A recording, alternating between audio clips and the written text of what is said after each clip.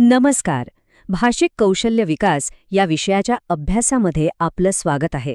परीक्षेची तयारी सुरू आहे का? मग हा आढावा एकदम योग्य आहे. चला तर आपण या विषयातल्या सगळ्या महत्त्वाच्या संकल्पना इतक्या सोप्या करून समजून घेऊया की तुमची तयारी अगदी पक्की होईल. परीक्षेचं नाव ऐकलं की थोडं टेन्शन येतंच, नाही का? पण अजिबात काळजी करू नका. आपण सगळे मिळून या विषयावर इतकं छान प्रभुत्व मिळवू की परीक्षा अगदी सोपी वाटायला लागेल. चला सुरू करूया का मग? बघा, कुठल्याही विषयाचा अभ्यास करायचा असेल तर त्याचा पाया पक्का असायला हवा, बरोबर ना? म्हणूनच आपण सुरुवात करणार आहोत अगदी मूळ संकल्पनेपासून की भाषिक कौशल्य म्हणजे नेमकं काय असतं. परीक्षेमध्ये भाषिक कौशल्य संकल्पना व स्वरूप स्पष्ट करा असा मोठा प्रश्न हमखास येतो. त्यामुळे इथून पुढे जे काही आपण बोलणार आहोत ते मुद्दे खूपच महत्त्वाचे ठरणार आहेत. अगदी सोप्या भाषेत सांगायचं झालं तर भाषिक कौशल्य म्हणजे दुसरं तिसरं काही नाही, तर भाषेची ही जी 4 मुख्य कामं आहेत, ऐकणं, बोलणं, वाचणं आणि लिहिणं, ती प्रभावीपणे वापरण्याची आपली क्षमता. आणि गंमत म्हणजे ही कौशल्य काही आपल्याला जन्मापासून मिळत नाहीत, तर ती आपण सततच्या सरावाने आणि अनुभवातूनच मिळवत असतो, विकसित करत असतो. आणि हो, हा आकडा अगदी पक्का लक्षात ठेवा, 4. कारण भाषिक कौशल्यांचं वर्गीकरण मुख्यत्वे याच 4 मूलभूत प्रकारांमध्ये होतं. परीक्षेच्या दृष्टीनं हा मुद्दा खूप महत्त्वाचा आहे. लक्षात राहील ना? ही आहेत ती 4 कौशल्य: श्रवण, संभाषण, वाचन आणि लेखन. आता हे लक्षात घ्या की ही काही 4 वेगवेगळी बेटं नाहीत, तर ती सगळी एकमेकांमध्ये घट्ट गुंतलेली आहेत. म्हणजे कसं की एका कौशल्यात सुधारणा केली की त्याचा फायदा दुसऱ्याला आपोआपच होतो. आता यात एक अजून इंटरेस्टिंग गोष्ट आहे. या 4 कौशल्यांना आपण 2 गटांमध्ये विभागू शकतो. पहिला गट आहे ग्रहणशील कौशल्य, म्हणजे अशी कौशल्य ज्यातून आपण माहिती ग्रहण करतो, आत घेतो, जसं की ऐकणं आणि वाचणं. आणि दुसरा गट आहे अभिव्यक्त कौशल्य, म्हणजे ज्यातून आपण आपले विचार बाहेर मांडतो. यात येतं बोलणं आणि लिहिणं. परीक्षेसाठी हा फरक समजून घेणं खूप गरजेचं आहे. चला तर मग आपण या 4 पैकी पहिल्या आणि सगळ्यात पायाभूत कौशल्याकडे वळूया, आणि ते आहे श्रवण कौशल्य.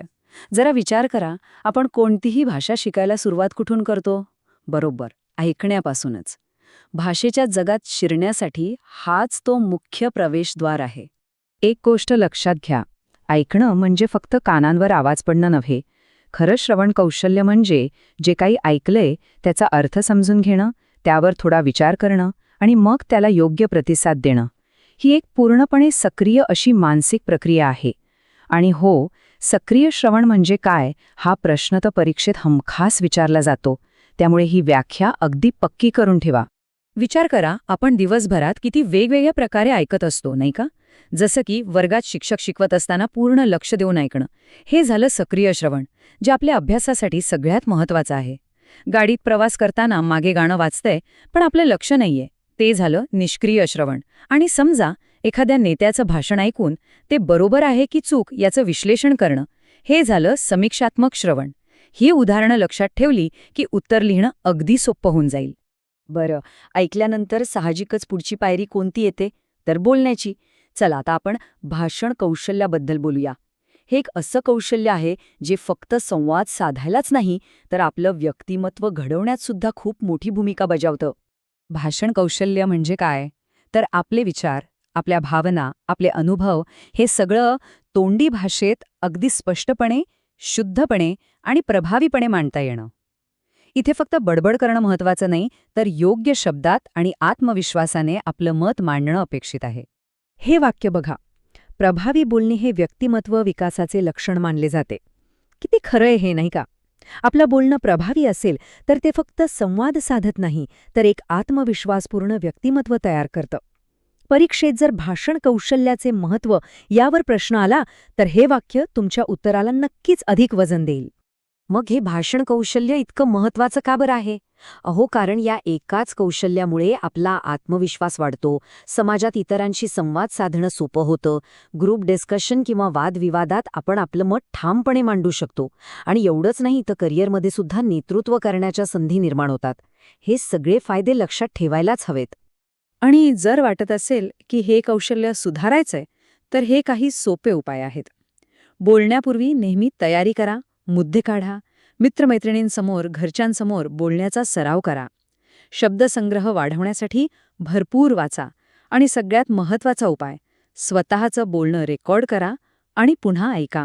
आपल्या चुका शोधण्याचा आणि त्या सुधारण्याचा हा सर्वोत्तम मार्ग आहे. ठीक आहे, आपण ऐकणं आणि बोलणं पाहिलं. आता माहिती मिळवण्याच्या दुसऱ्या एका महत्त्वाच्या मार्गाकडे वळूया, आणि तो म्हणजे वाचन. परीक्षेमध्ये वाचन कौशल्याचे स्वरूप स्पष्ट करा, हा प्रश्न अनेकदा येतो. त्यामुळे हा भाग आपण व्यवस्थित समजून घेऊ. लक्षात घ्या, वाचन म्हणजे केवळ शब्द ओळखणं नाही, तर ते ज्ञान मिळवण्याचं आणि विचार करायला शिकवणारं एक शक्तिशाली साधन आहे. वाचन कौशल्य म्हणजे फक्त डोळ्याखालून अक्षरं घालवणं नाही, तर त्या शब्दांच्या पलीकडे जाऊन त्याचा अर्थ समजून घेणं, त्यावर विचार करणं आणि त्यातून ज्ञान मिळवणं. बघा, साधं पाहणं आणि निरखून पाहणं यात जो फरक आहे ना, अगदी तोच फरक साधं वाचन आणि समजून घेऊन वाचण्यात आहे. आणि परीक्षेसाठी हाच फरक महत्त्वाचा आहे. आपण वेगवेगळ्या कारणांसाठी वेगवेगळ्या प्रकारे वाचतो. जसं की एखादी कथा किंवा कादंबरी वाचणं हे झालं सतत वाचन.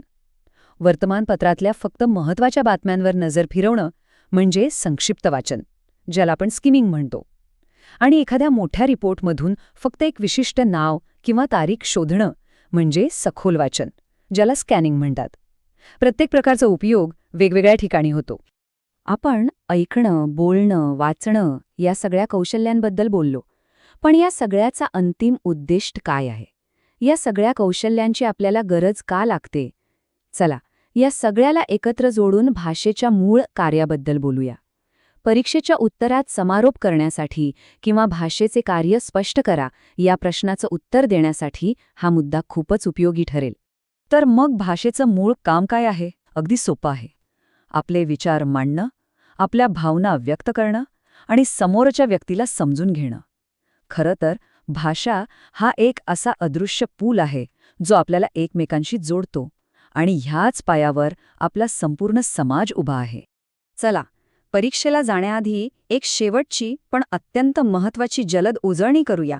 हे मुद्दे जरी लक्षात ठेवले तरी संपूर्ण विषय तुम्हाला अगदी सहज आठवेल.